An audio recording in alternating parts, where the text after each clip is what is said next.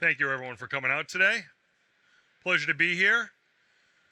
The important takeaway on this particular slide is I am an engineer. I used to write software for a living. Now I do it as a hobby because it's still a lot of fun. I have been on the practitioner side of security and the consumption side of security. So I've done both development in a software organization as well as running an AppSec program at the Bank of Montreal. So I kind of straddle both worlds. A little bit about my company. We are an AppSec security company. We are out here on the left here. We'd love to visit with you if you have the chance. Run the gamut on all of your cloud native and legacy products from an application security testing and remediation standpoint. Software today is all about open source. Think 80 to 95% of the code that you write or ship is open source. And think about, as I thought about as a security practitioner when I was running AppSec at a large bank in Canada, the security controls on that ecosystem. And the fact is there are none. Now, what is true is you can mold open source to be anything. It will take any shape or form that you would like, from a very modest structure to the biggest applications that you can think of. And the problem is the way that it gets treated as an organization. They think of this, look at my friend over here, they think of this as a free lunch. But really, when you take on open source, you take on responsibility. And it's more like a free puppy. It requires care and feeding. You have to think about what happens next. You are responsible now for bringing that code from the outside where it can do no harm to the inside where it can do much harm. It is deep and it is complex, and you need a vendor in that space that can help you tease out what is important and what is not, what is noise and what is signal. So what does any of this have to do with security? And of course, you know, anyone that has been around for any length of time knows this, but certainly Log4j last December was a warning sign to everyone of what is coming in the world of open source. And I know that some companies spent months trying to figure this problem out. The reason that open source is a problem is because everyone knows everything about it. You can see the source code. The CVEs that are associated with that source code are also publicly available. And if you happen to be leaking information from your application about the open source that you have, then the attackers know how they can breach you. So safety now is different than safety was about 5 to 10 years ago. The open source community has drastically changed. The method of attack has also shifted. What I can tell you as a developer, because I've done this, is that we take open source, we integrate it, it does the job. I have plenty of work to do. I'm not paying attention to that anymore. We integrate it, we abandon it, and let it do whatever it does. Now, open source doesn't sit still. It's moving all the time. The people that are passionate in this space, the people that contribute to the open source community, they are making advances. They are thinking about how they get better in this space. And the open source that we've integrated ages, not in a good way. It gets old, and then new attack vectors are found, CVEs get announced, then what? And one of the biggest problems today in open source is the fact that the repos and the ecosystem made to create and share open source with the world were not created to share it securely. It's all about low friction. You can put it up there and then I can use it. And that's it. Now, there's a lot of ways that attackers have realized that they can now get into that ecosystem outside of just being script kiddies. They don't have to rely on a CVE anymore to come and breach you. They have figured out that they can develop code too. and put it into that ecosystem, and then you unknowingly download it, utilize it in an application, and you are now owned. You are breached. It could be ransomware. It could be data exfiltration. There are a number of things they do once they get in there. But the fact is, it's not very hard anymore for a malicious developer to sit inside of your open source. So they are injecting actively into repositories. You can see it in the news every single day. If you look at our blog, we're blogging all the time about malicious actors and the thousands, literally one developer, thousands of repositories in thousands of users, fake user accounts that they are creating to get this malicious code into your open source. There are a number of attack vectors that they use. Again, this ecosystem was made to be a low friction environment, not secure. There are ATO attacks where I can now impersonate one of the contributors and say, hey, I'm so-and-so and I'm going to do this. There are ways where I can say, I can claim that I am an Amazon developer, and I can show you a demo of this. I can claim I'm an Amazon developer, and if you look at my profile in NPM, it says, oh, works at Amazon. There are no controls that say I have to prove that I'm actually from Amazon. I can just say that I am, and that's good. I can say that I've been contributing to open source for years, but today was the day my account was created. So think about, as a security professional, this is what kept me up at night, is this kind of attack. These vectors being the new normal for how they're getting into our applications. CVEs, which 10 years ago was the thing. That's old news. That is table stakes now for any vendor in here or in AppSec in general. Today, it's about malicious developers injecting code into the open source that you use that you unknowingly take on. And by the way, they don't necessarily turn up as CVEs. Sometimes they do. Each ecosystem is handling this differently. Sometimes they'll say, hey, CVE, here's what happened. Sometimes they just delete it, which is great for day forward. So if you haven't downloaded it yet and you don't have it sitting in your local repos in a cache, then you won't see it. But if you've already downloaded, there's no notification mechanism for you to know, oh, that was malicious and I shouldn't be using it and I should delete it. And here's where things get really, really interesting. And Log4j was a simple example of this. Top-level library does really simple stuff. It takes information, dumps it into a log. That's its basic function. And it's a top-level library. It's very easy for me to ask a team, well, first of all, do you use Java? If you do, you're probably using Log4j. And if they are, then I can ask them further. Are you using Log4j? Oh, of course we are. So in that instance, this was easy to find and easy to remediate, yet some companies still took 3 months to do it. Think about if that was something like Apache Commons collections, way down deep in that nested hierarchy of stuff that I brought on board. And by the way, it comes in multiple flavors from multiple different top-level libraries. Now what? Now trying to find it, now trying to remediate it becomes a very difficult situation. I have seen efforts, in fact, I was part of one, where the estimate on updating the library that we were using was 2 person years. Because we integrated and abandoned, we followed all of those bad hygiene habits. Now we have to upgrade. 2 person years of effort. Now what do? I've got a really vicious CVE. I need to upgrade, but the application's making the company money. It is all about maintenance. So as a developer, I think a lot about this as something, if you're getting into DevOps and you are doing continuous improvement and you're doing continuous delivery, how do you think about maintaining your application, paying down technical debt over time?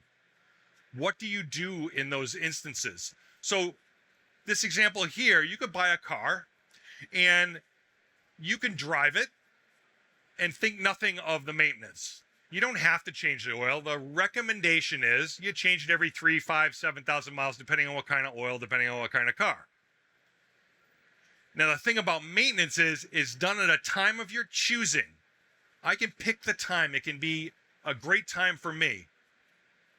It costs little to no money, 30 to 50 bucks to do my oil change. And it takes minutes. I'm in, I'm out. I've done my maintenance. Now my car will last longer. Well, what happens if you don't do that? What happens if you say, I'm going to ride it till the wheels fall off? I don't care. Now I'm headed out on summer vacation with my family to go cross country. And now my car stops in the middle of the highway. Now, it happens when it happens. You can't predict it. It's not 30 or 50 bucks anymore. Now we're talking about vacation dollars here, vacation units. And we're also not talking about minutes. We're going to measure this repair on a calendar if we can even get it fixed. So think about that trade-off, because this is what developers do every day. You should have controls in your enterprise that talk about this, and we're going to get into that when I get into the do-betters. But you should at least measure this. You should know how far out of spec you are. If you do in your IT department regular patching, quarterly patching, well, you know what? That's at a time of my choosing. I manage the risk there, and I understand how much work is going to be involved in doing that patch. And if something is happening in the company that says I shouldn't do it this time, well, I can say purposely I'm going to take that risk and I'm going to move that patch cycle out a week, a month, whatever. But I can do it planfully and not like this. So what do we do in this situation? The number one thing, and this is in nearly every single talk that I have ever done, you have to change how developers are managed and how they're rewarded.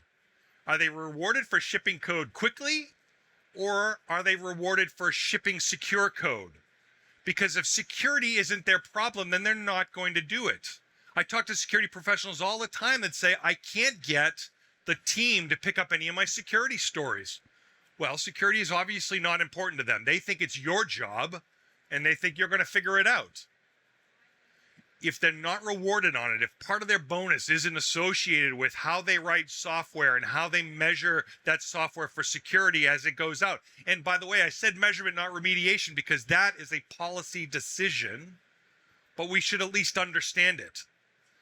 We have to create good hygiene habits. Again, when do I want to think about my dental hygiene? When the dentist is yanking one of my teeth out? Or do I do that twice a day because it takes a couple of minutes? It doesn't cost me any money. It just becomes part of my regular routine. If I do that, I can probably stave that off for my entire life. But if I have poor hygiene habits, eventually it's going to catch up to me. It'll catch up to me in the form of a breach or an emergency patch cycle, and no one wants to go through that. When you think about open source, you should think about the criteria. We talk about don't take code from strangers. Think about who you're taking that code from, who they are, why they're there, how active is that development community, how often are they running patches and releasing new versions. You should understand that. This is an extension of your development wing. If you've got 1,000 developers, then there are 5,000 developers outside your company working for you that you didn't get to vet, you didn't get to interview, you have no idea why they're there, but they are. So you need to think about that when you take on the responsibility of building on open source. Open source is a great thing, helps companies get there really fast, but it can also be a really bad thing for you. When I think specifically about open source, I think about drift. Because again, open source doesn't sit still. I come out with version 1, then it's 1.1, 1.2, 1.3, 2.0, on and on and on it goes. It keeps growing and developing as people look at new ways to use it. They look at new usage paradigms. It could be a new architectural shift, a new deployment. This is moving all the time. And I'm not saying that you have to keep up with the latest. What I'm saying is you should understand where you are in relation to latest. You should understand how much is it going to cost me to get from where I am to the current one. Because if a CVE comes out like Log4j, except worse, what am I going to do? What is that bill going to be? Is that okay? Is that a risk that I'm willing to take for my company? And if you don't measure this and you don't understand that drift, then you are not doing your job as a security professional. Again, it's not saying we can't take risks. Take them, but understand them. Do it with your eyes open. You need to monitor for changes. You need to have tooling and telemetry that tell you what you're using, what's in production, understanding that data stream of where are the attackers now, what libraries are they getting into, watching the news, looking for CVE announcements, and having a vendor that can give you that information on those malicious attackers and where they're at now.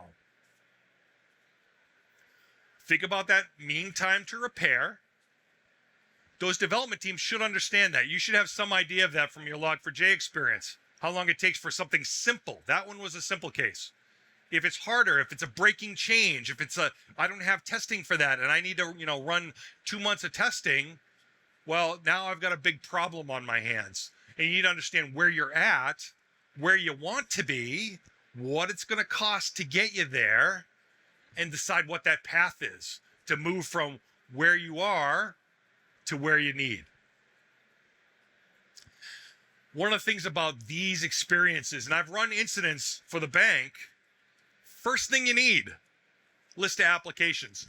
I go talk to prospects and customers all the time. They're like, we might know 50 to 75%, but there's a whole bunch of stuff that goes on in our enterprise I just don't know about. So you need to think about, do I have an active list? If I do, how current it is, because the day I put it down on the table, it's aging. Well, do I have a procedure that will allow me to refresh that quickly? Because the first thing I need to do is say, what do I have? And then break that into lists. I need the I know I'm not vulnerable list, I know I'm not vulnerable list, and I don't know list. And then you need to work everything down to the I'm not vulnerable list before you can say job done and put your pencil down. So think about that. Think about finding tooling that can tell you how it got in there. Again, Log4j, simple. I can grep the code base. I can tell you which ones are using Log4j. Apache Commons collection, a lot of libraries use that. What version are they using? How did it get in there? Where in that hierarchy does it live? And it's not the exploded parts list. I don't want to see it all open up on the floor. Hey, you got 10,000 libraries. Well, the fact is I probably have 10, and they drag in a whole bunch of other stuff.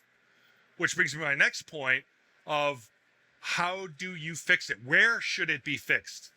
If I bring my car to my mechanic and say, hey, it's not driving right, and I come back and they've got my transmission opened up on the parking lot and point out the 200 bits that need to get replaced, that's not the way you fix cars. That's not the way you fix a transmission. You replace the transmission. So don't think about patching way down at the bottom. Don't think about just, hey, I'll do a pull request and update it, because you don't know if it's a breaking change. You don't know if it's going to get loaded properly. So think about that and finding the right place for that. The one thing I can tell you about AppSec and AppSec tooling is it can find more things than you are capable of fixing in your entire life. I can present you a list of hundreds of thousands of things that are security related, and then you look at it and go, now what? And I've faced this challenge, and I know our customers face this challenge as well. So if I got a list that's bigger than I could ever do, where do I start? What's number one? Can my vendor tell me what number one should be? Can I find areas where I can create a high leverage point, like that transmission example? If there are 25 CVEs inside of struts, should I go do 25 fixes with 25 test cycles? Or should I upgrade to a newer version of struts and do all 25 things with one code pull request, with one change cycle? Those are the things that help you with developers to say, hey, we're not going to waste your time. I don't want you onesie-twosying this thing. I want you coming in. I want you to take this big step. The answer I would ask is, if I had an hour today, and I asked this of every vendor that came into me when I was at the bank, if I had 1 hour today, who do I call? What am I asking them to do? And why am I asking them to do it? And if your vendor can't help you with that, then you might want to find another vendor, because you're creating all of that infrastructure and all of that knowledge on your own. They're the experts. They found that they should help you try to fix that. Lastly, think about a response plan. If you didn't have an open source mitigation plan when Log4j hit in December, you should have some semblance of one now. And by the way, you should be practicing it. This is a tabletop exercise thing once a year to try to figure out, do we have all the nuts and bolts right? Are we going to be able to be crisp in our execution here, or is this going to be a nightmare? So what I want to tell you to wrap this up is that you are shipping insecure software right now in the form of open source for which you have no security controls. And it's not necessarily just CVE based. It is malicious code that attackers are putting in there. This is a new generation of attackers. They don't sit there waiting for a script kiddie to run and say, oh, well, I'm going to go see who I can find. They're targeting people. They're going to find you, and they're going to put stuff in there that's going to make your life very difficult. If you would like to learn more, I would be happy to talk to you. I'll be at our booth right after this. Be happy to have a discussion. We'd be happy to show you our product and have that discussion. Thank you very much for your time and attention today. I appreciate all of you. And in closing, I would also like to say, please complete your surveys. I would like feedback on this talk. What did you find interesting? What did you find BS? And thank you again.